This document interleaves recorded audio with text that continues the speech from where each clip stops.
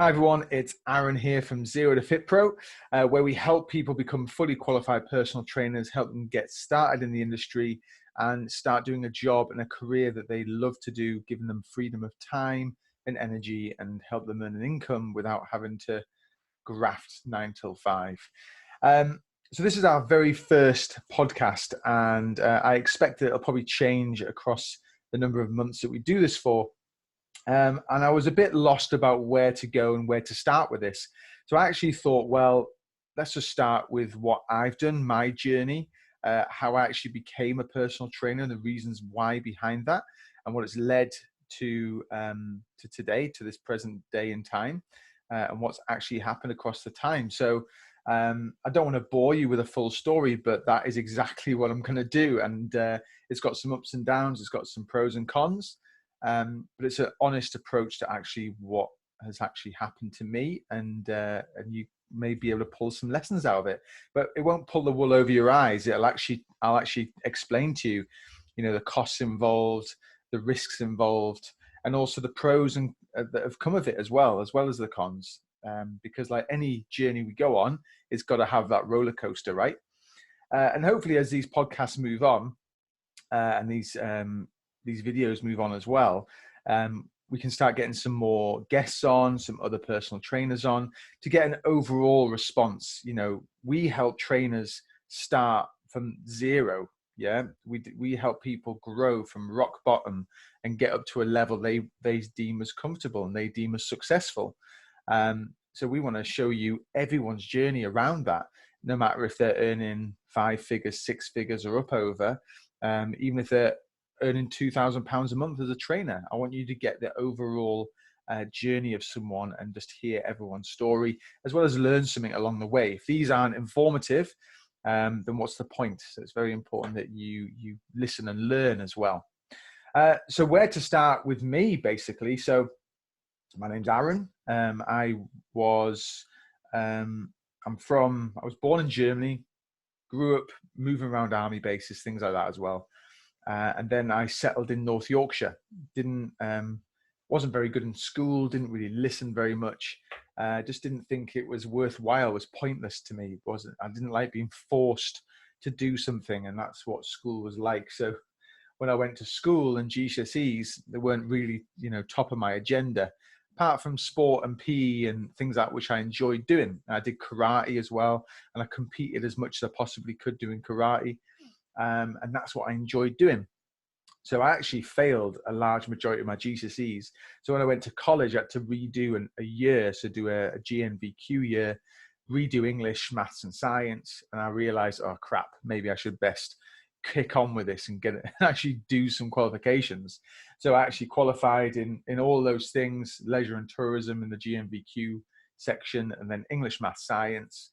And then I did all my A levels, did all them. I managed to go off to university, managed to scrape by the skin of my teeth and join Northumbria Uni and do an applied sports science and coaching qualification or degree. And within the first year, like any degree, I'm just there partying, having the time of my life, getting drunk, meeting my friends, doing all the things that, we all do at university. And really, university itself wasn't at the priority of my mind. I remember waking up some mornings and my roommates going, "Have you done that assignment? It needs to be in by 1 o'clock." Oh, crap. And then I just spend that whole morning just typing up, normally hungover, typing up that assignment. And luckily, I scraped through that first year with, fine. I got maximum marks and I was absolutely fine. The thing is, like sport and all that sort of stuff, I was quite good at. I didn't really need to drive back or revise or research a lot of things. But as the university years go on, you've got to be a bit more in the library. You've got to be listening, learning, and doing all those things. And unfortunately, that isn't me a lot of the time. And also, I worked in a bar as well to make some money. And any of you know me personally, it's quite a funny story behind that, but we'll leave that for another day. And then I was taken by surprise with my daughter being born. So I have a young daughter. She is nearly 12 now. And so I was thrown in the deep end of, well, I can't stay at university. I've got to pay bills. I can't work in a bar because it doesn't pay enough. What do I do? Choice was I just leave university and get a job. So I applied for loads of different jobs, some of them with company cars and all sorts. And one of them was a debt collecting job for a finance company. So it wasn't a very pretty job. And around Newcastle, collecting debt isn't exactly the safest job either. But because I'm quite good at talking to people and actually helping people, it made it quite easy. I could get across a door. You know, we've got no rights as proper debt collectors. You know, we're not court summoned debt collectors. We just work for a private company. So you've got to try and get through the door, get your stuff or your money and get out. And you're normally by yourself. So I did that for 2 years to try and support my family at the time, paying for a rented house in Newcastle, which was like £550 a month, plus a car for my girlfriend at the time, plus feed a small child, and work 6-7 days a week. And when I look back at my pay slips, Jesus, you know, you're talking like 900 quid to 1,200 quid a month. And I was working every hour God sends just to get the job done. And it was stressful as hell. The death threats were rife. I've had knives at me, guns threatened on me. It was terrible. It was absolutely shocking. But you just got to do what you got to do when you're paying your bills and getting through. You've got to do the job. And I was still trying to train, do karate, keep fit. But when you're sat in a car all day and generally you just pop to McDonald's and get a coffee and breakfast and things like that, it's quite easy to put a few pounds on. But I was still trying to train and still trying to, you know, release some stress through my fighting and what I did. And one day I was driving down to Washington, which is just outside of Sunderland, near me, to go to a training session. And a lorry T-barred me. So he hit the back wheel of the passenger side of the car, dipped the car down, spun me round. I remember looking out the passenger window at an Arctic lorry just pushing me down the road. I'm just looking at the front of this lorry. The wheel is spinning like this. I've got my hands off the wheel. I look up the road. I'm just getting pushed up the road. It's almost as if time is just dragging on. This seems like 20-30 minutes of just like, oh my God, what's happening? Then the lorry broke, spun me off. So I'm looking out of the front windscreen down another line of traffic with a car coming onto me. And I look out the driver's side and I see a curb and I see a tree. And bear in mind, we're going about 70 miles an hour here. And I think my car wheel is going to hit that curb. It's going to flip and it's going to smash into that tree. I'm going to die. And if you've ever been in that situation, I've always thought beforehand, you're going to scream, you're going to cry, things like that. But actually, in real life, you just seem to just go, shrug, and just accept it. So I shrugged, put my head down between my hands, held tight. Luckily, the car didn't flip, didn't it? It smashed into the tree, though. I remember looking down at my hands and feet and going, thank God for that. And I survived. I had a few injuries. You know, I had some numbness to the left side of my body, which still affects me slightly today. Nothing too serious. Smashed my head off the door and things like that. There was a few injuries. But luckily got out alive and didn't hurt anyone else in the process. The lorry did pull over. It was an Italian driver, and where he was, he couldn't see my little Corsa at the time. But ripped my car off, stopped me from working. So I had to have a period of a couple of weeks off work, so I couldn't really do much with my left side of my body. So actually what that did was, it was that turning point right there that gave me the opportunity to leave the job I was in. Because if I wanted to qualify as a personal trainer, that cost nigh on £4,000 at the time to qualify as a personal trainer, and you'd do it in 6 weeks. But I couldn't get together £4,000 at that point. I couldn't do it. Plus, I couldn't do the lessons. You had to sit in a classroom for 8 hours a day with 30 other people, and I couldn't do that because I had to work at the same time and I had to look after a child. So it was impossible. But this opportunity, getting hit by a car, gave me some funds to be able to quit my job. So actually just quit entirely, move into the qualification, and fingers crossed, hope that I got a job on the other side of that. Now, one of my friends who I knew through the karate world used to be a general manager for David Lloyd Health Clubs. And he said, look, if you get qualified, I'll put your name forward. Can't guarantee you a job, but I'll put your name forward and get you put through to a recruitment day. Anyway, so I thought, right, that's what I'm going to do. I'm going to qualify as a personal trainer. I'm then going to get a job at David Lloyd, the best gym around here. And then I'm going to just do that. Brilliant. It's going to be perfect. Didn't even have any concept of what my earnings could be or things like that. Just thought, in life balance, I'm doing a horrible job right now for no money whatsoever. I might as well do a job I love for the same money. It's going to be a better scenario. So that's what I thought to do. My partner at the time wasn't very supportive of that, and she didn't want me to do anything like that. Just stick with what you're doing. There's no point stressing yourself out to do stuff like that. But I knew in the back of my head I just had to take this plunge now, just had to do it. And I can thankfully say that was the best decision of my life right there. That first decision of my life to go, I need to take control of this and actually steer the direction of what my ship is traveling down. That is that point. Getting hit by that car, by that lorry, and making that decision right there and then to reinvest the money that we got from a claim that we made into myself to better my career path was definitely the right decision right there and then. And I qualified, easy. I think I got 100% across all the qualification. It isn't actually that hard. And, if in terms of thinking back to qualifying in GCSEs and A-level and stuff like that, I was actually in a position where I had to get a qualification. I had to do this. It wasn't a case of, oh, well, do this if you want to. This is going to be your life changing right now. You've got to do it. So I went to lessons, researched everything, read all the documents, passed the exam, which isn't really that hard anyway. And then during actually the before period, before I actually quit my job, I actually went to a recruitment day at David Lloyd where there was 3 of us, 2 of the lads, qualified personal trainers. One of them was a physiotherapist as well. And me, I turned up in my work uniform for my previous job. They're turning up in gym kit. And I sit down with the manager, Ian and Jade, 2 guys at the time who were the managers there. And I'm chatting to them, I remember doing my actual practical assessment and not having a clue about what I was doing because I wasn't qualified. I hadn't done any weights. I hadn't done any gym work at any point, really. I just done a lot of body weight training and actual fighting for my fitness.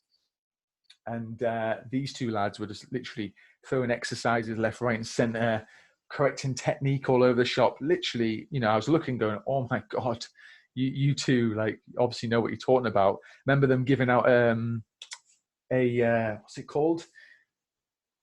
Like a testimonial of a client, a case study, sorry, and the Ian, the manager, is going, or Jade, sorry, at the time, just went, right, I want you to design a training program for that person, how you would deal with that person. So I've got this case study sat in front of me. The other 2 are sat in front of me as well. And they both just get their pens and he goes, go. And they write down the underlying things like that. I remember just sitting back, looking at them and going, what are they doing? Like, I'm reading this case study. It's just a person reading it and they're getting right into it, right in depth with everything. I'm going, oh my God, like I'm well out of my depth here. Anyway, when I had an interview with them, and apparently I interviewed really, really well. But at the end of that, I said, look, we don't have a job for you right now. You're not qualified for starters. Come back to us when you are qualified and we'll see what we can do there. But currently, you're not successful today. So I'm like, okay. And actually a guy called Kevin got the job that day.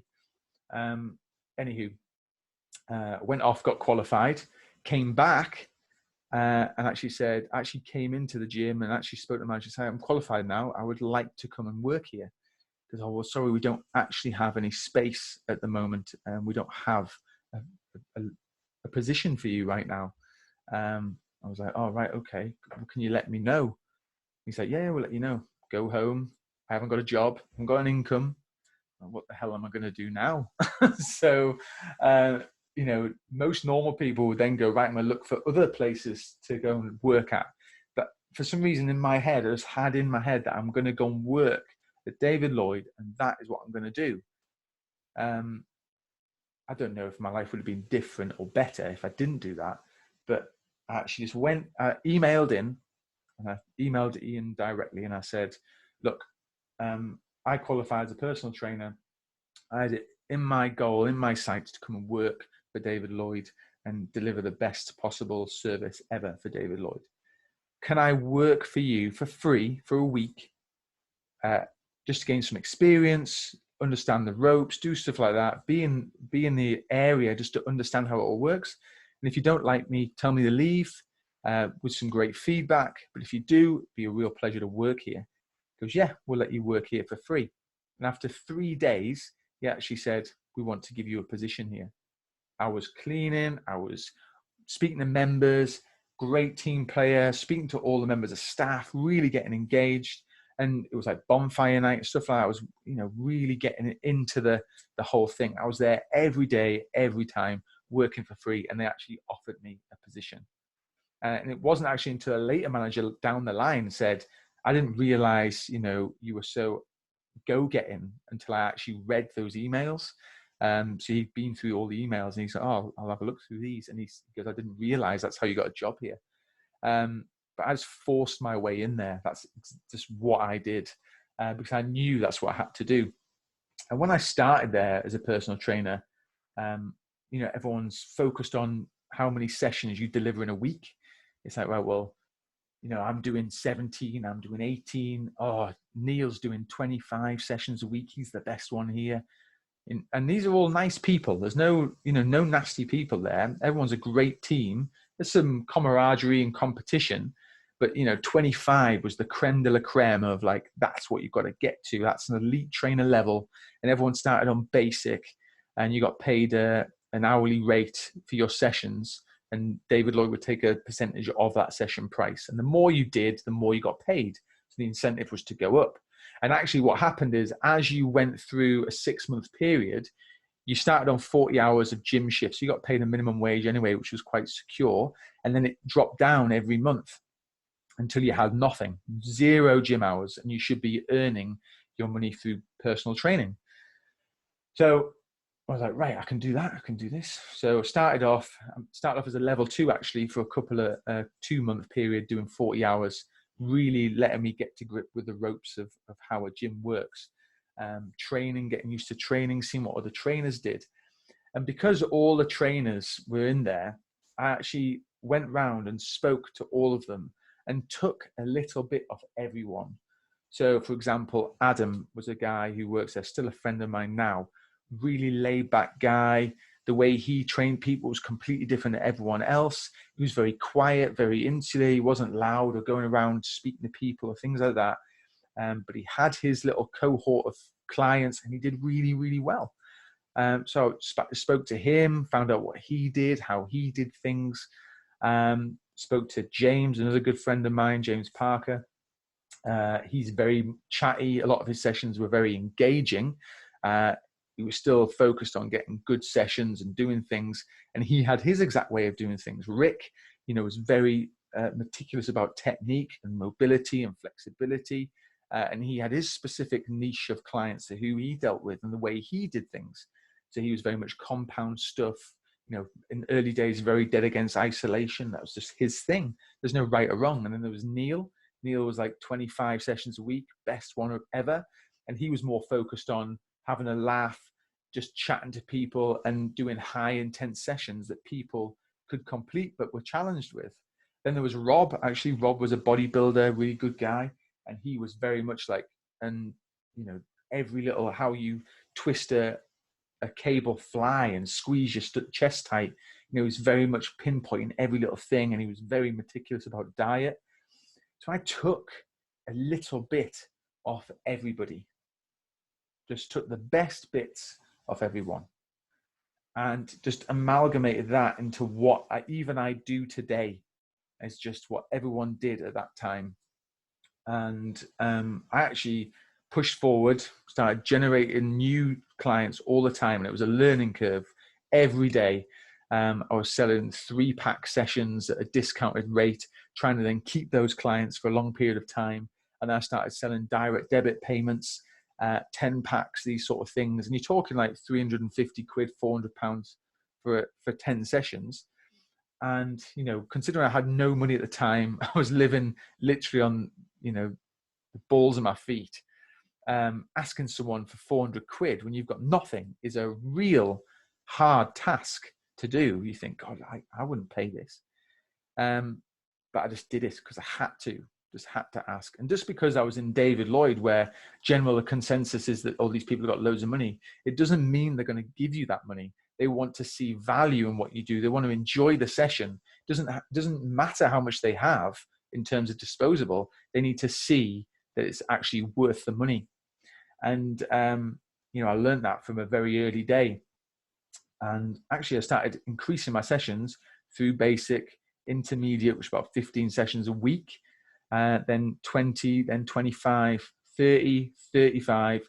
And as I was increasing, everyone was like, what is happening? So, you know, 25 was sort of left in the dust at this point. I'm not blowing my trumpet. I just had to do it. I had to earn a decent income to support a family. And I was working there literally 12 to 15 hours every day, 7 days a week. And I started getting up to 45, 47 sessions per week. And that was great. I was earning good money, you know, better than what I was. David Lloyd still take 50% of everything. You know, I was probably coming out with like $2,500 every month, but they were taking like $2,500 every month. And it was brilliant. I was like, this is fantastic. And then I started whittling down the amount of hours that I was working, because, you know, working 7 days a week is, you know, ball breaking. It is stressful. By a Thursday, I was talking with a lisp because I was tired. I was going to bed at 10 o'clock, waking up at 6 o'clock, just knackered all the time. So I had to make a change. Actually, one change that was made, because I was talking about those 40 hours coming down.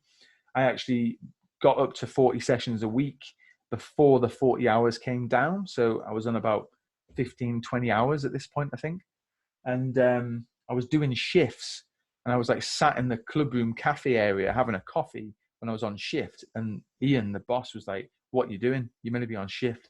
I'm so sorry. I'm just absolutely knackered. And he pulled me in for a meeting. He goes, look, Aaron, you need to get rid of your hours. You don't need them. Let's just stop them now. I said, no, but that's definite money in. He goes, you don't need them. And it was him who actually said to me, you know, 15 hours here is only a couple of extra clients you need, but you're getting 15 hours back of your day.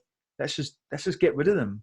And he actually said to me, look, you're not doing these anymore, because if you carry on like this, I'm going to have to fire you because you're not doing your job on your shift. So, all right, okay. So he just took the 15 hours off me. And honestly, it was like a huge weight lifted off my shoulders. I was like, oh, I have to come in for this Thursday early morning shift, open the club up, clean the gym, do any of that sort of stuff. And it was amazing to do that. And suddenly I had 15 hours free to do what I wanted with.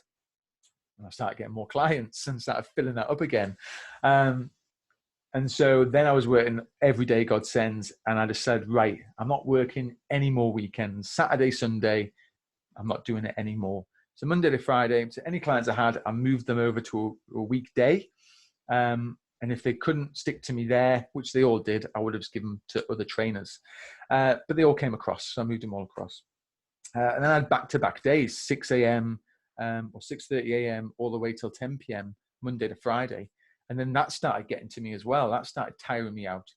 And during this time, I was obviously having a lot of troubles at home as well, because I've got now a partner at home who hates the fact that I'm out at work all day.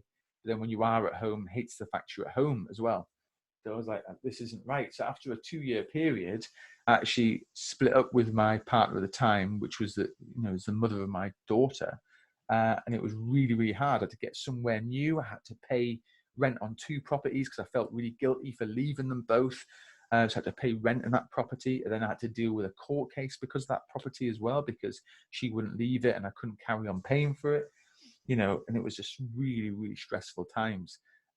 Moving all my stuff out at short notice, trying to see my daughter, going to court for that as well. It was honestly, even to this day, it's quite stressful dealing with a separated family and doing all that sort of stuff.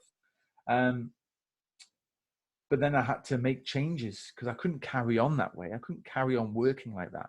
So I actually said to myself, look, I'm going to have Fridays off. I'm not going to work a Friday anymore, have an extended weekend.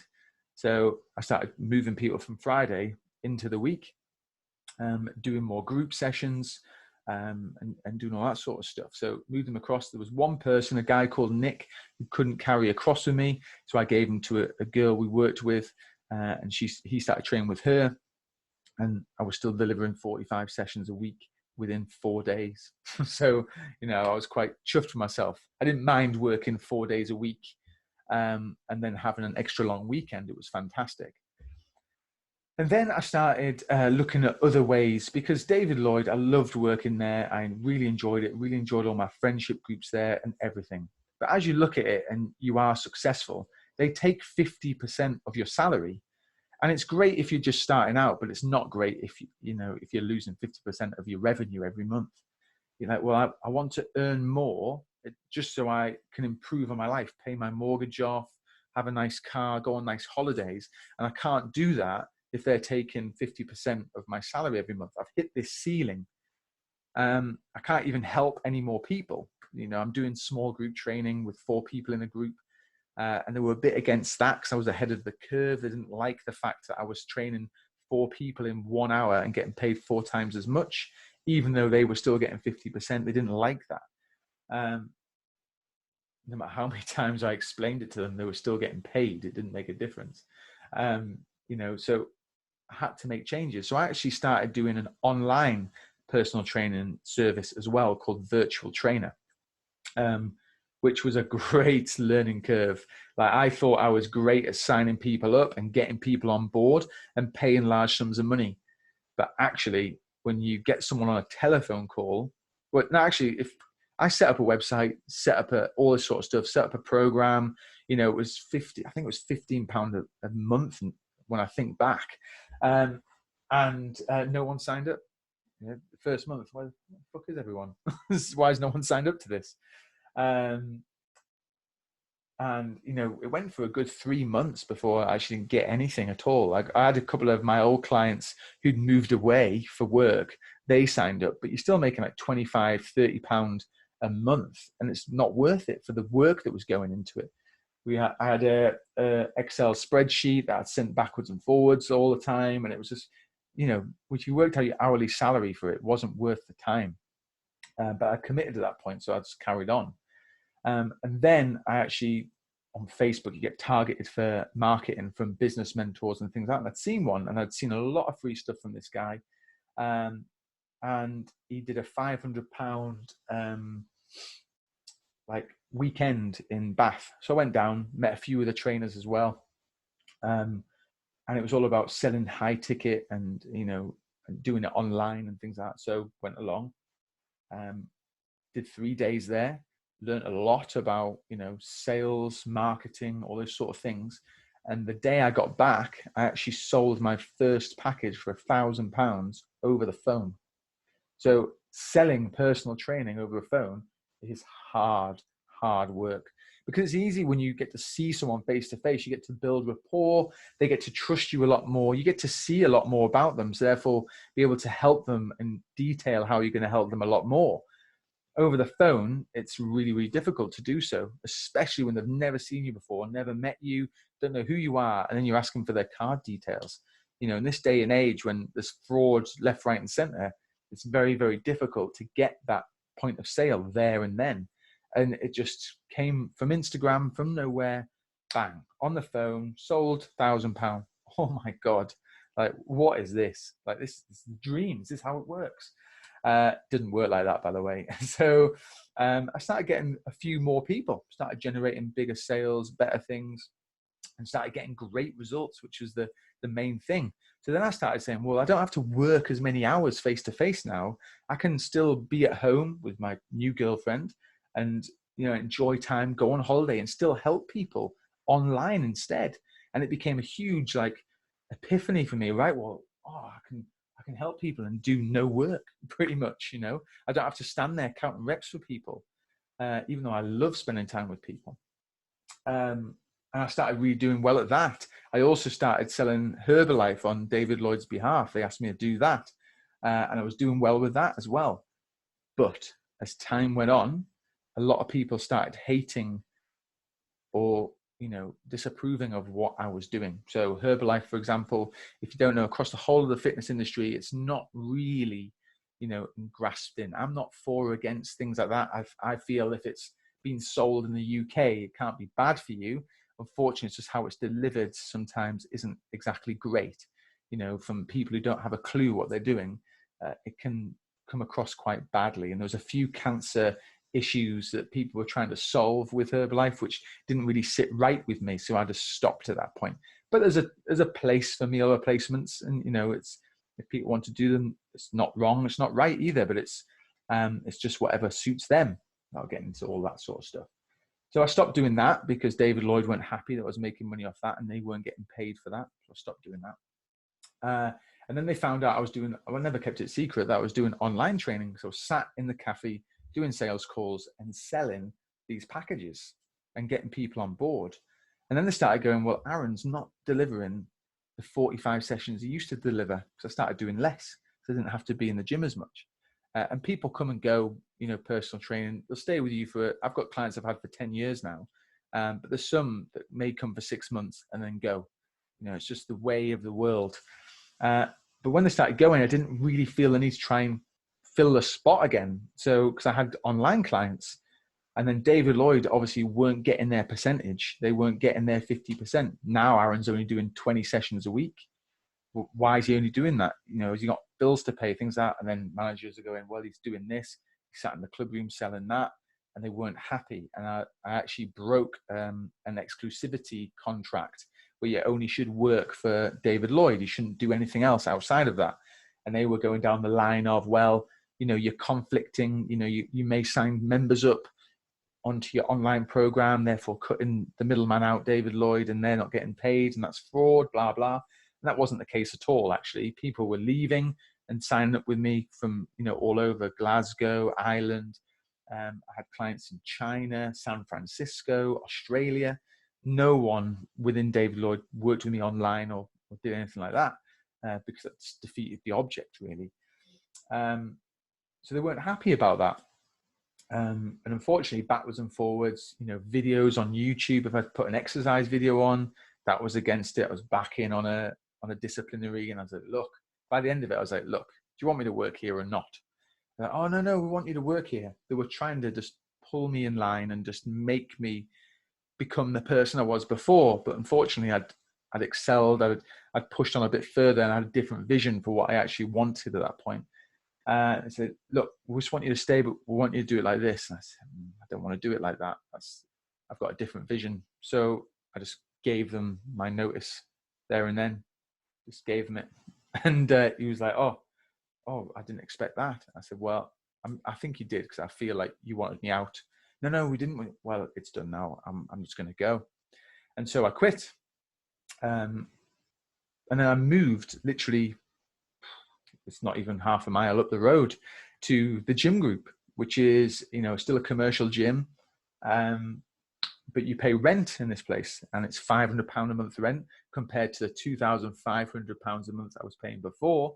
So I pay £500 a month rent, and it's just down the road. Oh, well, I'll go and work there. So I spoke to them. They let me in. I started straight away, just pushed my way in like I did with David Lloyd. I said, I've got 25 clients I'm going to bring across. Is that okay? Yeah, that's great. Brilliant. Bring them all in. They were happy. I was happy. And I've been there ever since, self-employed. And now, after, God, how long have I been there now? Maybe 2 years. I've grown a business. I have staff within there as well who work with me, who help me deliver group training sessions where we have 8 people on a group. I rebranded, and we call ourselves the Confidence Coach now. Virtual Trainer is still online platform, but the Confidence Coach is what we are now. And, absolutely love it. And that, I'm still working in the business, but I'm also working on the business now. So I've come through this journey of zero up to a nice stable income, which is the first level. And it's like, right, well, what's next? What do I want next? really, frankly, I could have stayed like that and been comfortable and being happy, not stressed about it. Well, there's always going to be stresses, but not really that bad. Instead, I just pushed it up a notch, wanted to do better, wanted something. I like progression. I just like challenging myself and improving. And now I've got goals for this business and making sure it's even bigger and better. And during that time, at the end of my David Lloyd career, I also released Zero to Fit Pro, and that was a goal of help. It was more of a passion project than it was a business. I wanted to help people qualify as personal trainers and actually teach them how to grow and become a successful trainer to their level. It wasn't about, like, let's get loads of people through this qualification. That's what happened to me. I got qualified with 30 other people, and really, I'd say only 95%, well, 5%, sorry, only have done something with it. I can count on my one hand the amount of people who've actually done something decent with it. The rest of them, I've never heard or seen of them again. I'm friends with them all on Facebook, but they don't do any PT business sort of stuff. And I didn't want that to happen. You're spending a lot of money, nearly £4,000, and you're not getting anything at all.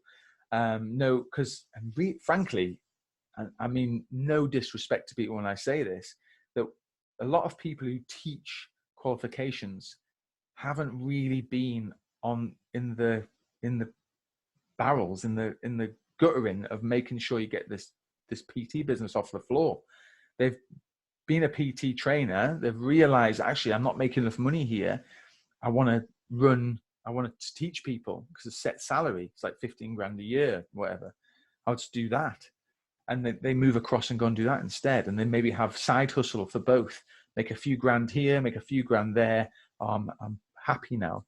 And it's not the best way to do it. So what I actually did was open up Zero to Fit Pro with a guy called Doug, who's a really great teacher. He's taught in loads of different colleges, loads of different providers. And I took over the side of teaching people how to grow a personal training business, how to do it properly. Or just from my own experiences, basically, from zero up to, £4,000 or £5,000, whatever you want in that sort of area there. That's what we sort of help people do. And it's been fantastic. We don't charge above and beyond prices, because it's not about that. It's about seeing people become successful. We also don't take on huge amounts of people all at once, because we want to deliver a great service. And it's exactly the same for a PT business. You want to help people. If you charge, high ticket, I believe, like take the piss high ticket, then, it's not serving the as many people as possible. Yeah, there's pros and cons. We should, some people charge too little and some people charge too much, and no one's right or wrong. There's arguments for and against it. But ultimately, you should be focused on actually serving people and actually helping them get the very, very best. And I feel here at Zero to Fit Pro, and also with the Confidence Coach, the personal training business, we're constantly striving to do more, make things more affordable, make things more accessible, make things more adaptable, so they're able to overcome any obstacle that stands in their way. If you're not happy with the job you're in, but you can't afford £4,000 for a qualification, then we have solutions for things like that, because we don't charge £4,000 for a qualification. We're a lot cheaper than that. So, this is what we do now. I absolutely love it. Yeah, it's been a rocky road. It's been stressful. There's been times I thought, what's the point? I could just get a job in Tesco or do something like that, and life will be easier. But the rewards that come for working for yourself they far outweigh working for someone else. And I guess it's down to you as a personality type. Do you like having a boss? Because I don't actually like having a boss. I think I've got a real problem with authority a lot of the time. I like to work for myself, and I like to make sure that when I do it my way, I'm held responsible myself to doing it. But also, you've got no one to fall back on. There's no one there when it does go Pete Tong and it is stressful and there is no income. What do you do then? Who do you turn to? There's no one who can help you. You've got to help yourself. And it becomes a real roller coaster. Yeah. But if you've got a great support group, if you've got someone to turn to, who's been there before, then we can help you. It's definitely not a problem. I mean, all our trainers who qualify through us are still with us to this day within our lifetime group, just being there, learning, listening, finding ways to help themselves and get up to their goals, or whatever their goals are. And I absolutely love it. So all our clients are doing well. They're engaging well with online training and all with our group training, and all our students, absolutely love all their ability now to actually have a job they enjoy doing, without working all the hours. The amount of people who've come onto calls with us who said, I'm a teacher, I work 40 odd hours a week, and I earn next to no money, but I really love fitness. I've always wanted to be a personal trainer. Well, to earn the same money, you've only got to do 6 hours a week personal training. I'd rather do 6 hours a week. And the fitness industry is huge and it's growing. And especially, currently we're in lockdown for COVID-19, coronavirus. Everyone's taken a huge thought about their health and their fitness right now. And everyone's trying to do so much more. And when we come out of this whole thing, people are going to be in a position where they're like, I need to sort this out. And they can't do it by themselves. A lot of people can't do it. People need accountability and help. And that is when we as trainers are there to help. And we have to be able to offer something. So if you're thinking about becoming a personal trainer, now is the time to act. You sat at home, nothing else to do, qualify online, boom, let's go. I mean, we do all our qualifications online, but there are practical assessments that have to be done. And with our current students who are on now, we're going to do that post-lockdown. As soon as those gyms open, we're taking little cohorts of people through and doing their practical assessments to get them qualified and get them in the industry straight away with some guaranteed placements that we have. So, now is the time to become a trainer. It's been a rocky road, but I wouldn't have the house I have, be able to pay my mortgage, be able to go on the holidays that I do, have the car that I have without this as a job. If I was working in a standard 9-5, I'd be going mental. And I just hate my life. I know I would. I really would hate it. And I'd be looking for something else. But right now I've got something which has no ceiling, and it's just constant drive to progress. Yeah, it goes like this, and it goes up like that, hopefully. But like weight loss with clients, the weight doesn't come straight down. It goes up, it comes down, it comes up, it goes down. But over time, it trends downwards. And that is, for weight loss is fantastic. For business, it trends upwards. There's low points, there's high points, but it always trends upwards if we're trying.